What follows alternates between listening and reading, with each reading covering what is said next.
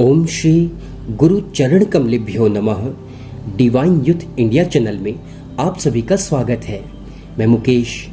आइए हम परम पूज्य गुरुदेव पंडित श्री राम शर्मा आचार्य जी की किताब गायत्री साधना के प्रत्यक्ष चमत्कार से एक अद्भुत, आश्चर्यजनक किंतु सत्य संस्मरण का पाठन करें, जिसका शीर्षक है बिगड़े हुए लड़के का सुधार। माँ गायत्री की कृपा से। श्री मोतीलाल माहेश्वरी धर्मपुर से लिखते हैं, मेरा लड़का कुसंग में पड़कर बुरी तरह बिगड़ गया था। जुआरी, चोर उचक्के और लफंगों से उसकी दोस्ती थी। पढ़ना छोड़ दिया। दुकान पर बैठने में उसे काल सा डर लगता था। जब भी मौका मिलता घर से रुपए, जेवर, कपड़े, बर्तन आदि ले जाता और महीनों घर से गायब रहता।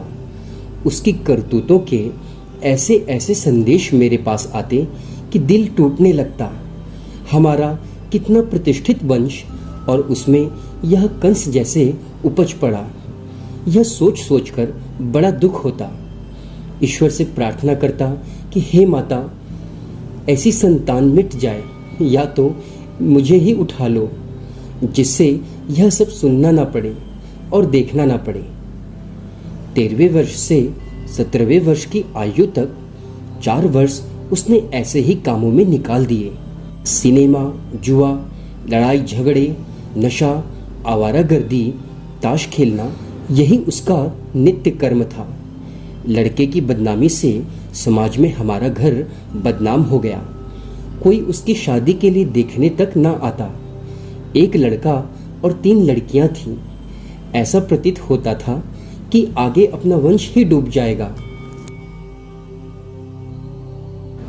मुझे हमेशा यही चिंता सताए रहती थी कि मेरे बड़े बेटे की बिगड़ जाने से, नशा शराबी जुआरी बन जाने से क्या मेरी बाकी 3 लड़कियों की विवाह हो पाएंगे।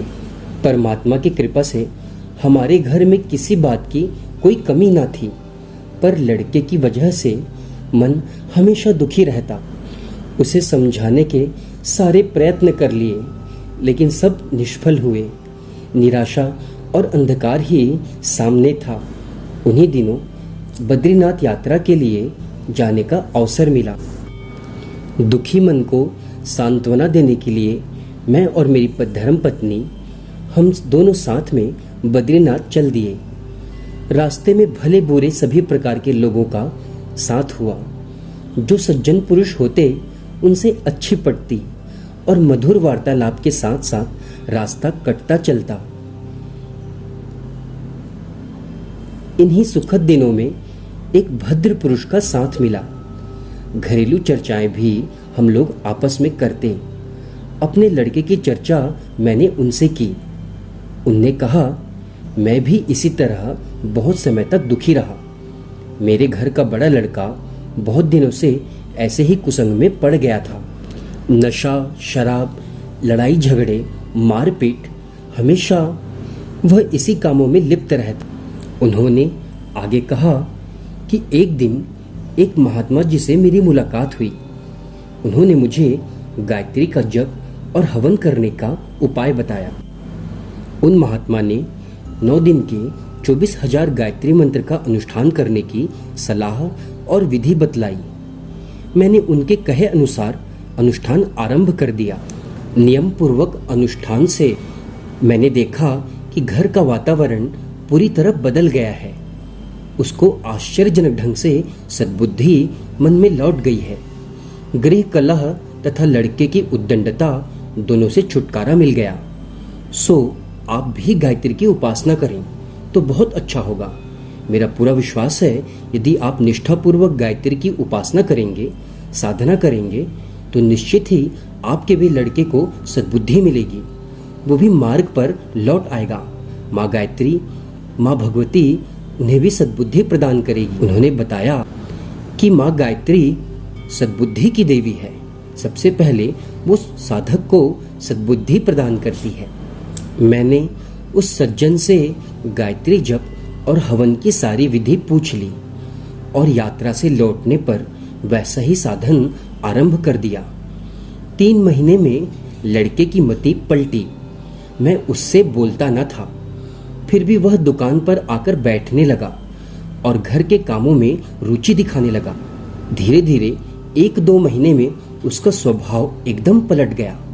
सारी कुसंगियों से उसने नाता तोड़ लिया और घर तथा दुकान का काम अपने आप ऐसे उत्साह से करने लगा मानो वह कभी बुराई में था ही नहीं। बिगड़ी बात बनने लगी।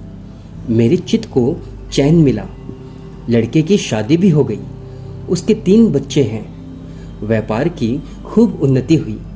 मैं अब वृद्ध हो गया हूँ। फुर्सत का सारा समय गायत्री जप में लगाता हूँ। दिन भर माला हाथ में रहती है। गायत्री की कृपा से लड़का सुधरा। हमारी भारी कष्ट दूर हो गया। मैं तो आज भी सोचकर हैरान हूँ कि माँ गायत्री ने किस तरह मेरे लड़के का दिमाग पलट दिया। यदि मैं माँ गायत्री की शरण में ना पहुँच पाता तो पता नहीं मेरे परिवार का क्या होता। फिर मैंने अपने 3 लड़कियों के लिए, अच्छे वर के लिए उनसे गायत्री के अनुष्ठान कराए और आश्चर्य, अनुष्ठान संपन्न होते ही अच्छे घरों से उनके लिए भी रिश्ते आने लगे और उनका विवाह एक सुखी संपन्न घर में हो गया। अब मैं अपने फुर्सत का सारा समय माँ गायत्री के प्रचार में लगाता हूँ। आसपास के मोहल्ले के छोटे बच्चों को गायत्री मंत्र लेखन बांटता हूँ और आसपास के महिलाओं को गायत्री मंत्र जपने के लिए प्रेरित करता हूँ, क्योंकि घर की देवियाँ यदि गायत्री जपें तो निश्चित ही परिवार सुदृढ़ और संपन्न होगा।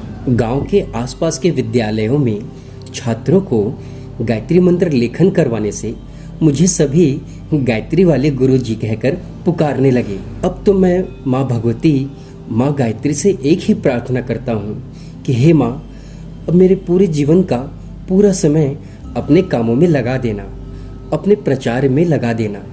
माँ, मुझसे कोई ऐसा कर्म ना बन पड़े जिससे आपको शर्मिंदा होना पड़े।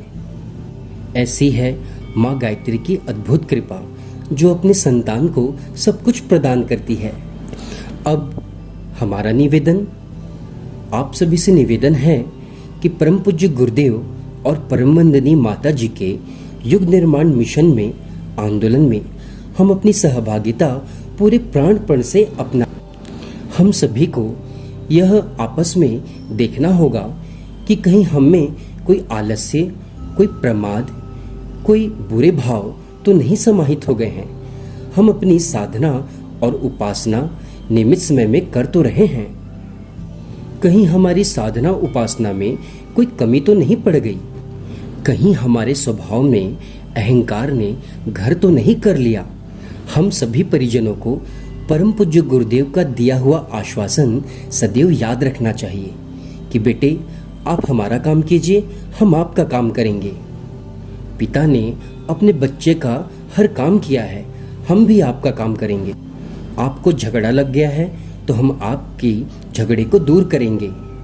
आप पर मुकदमेबाजी हो गई है तो उसे भी हम दूर करेंगे। आपके व्यापार का, आपके घर गृहस्थी का रथ हम चलाएंगे।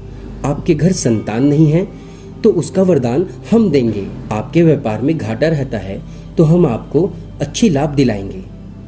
पर बेटे, उसके बदले में आपको हमारा काम करना होगा। आप हमारा काम कीजिए, हम आपका काम करेंगे। आप सभी ने इस प्रसंग को ध्यान से सुना, इसके लिए आप सभी का हृदय से धन्यवाद।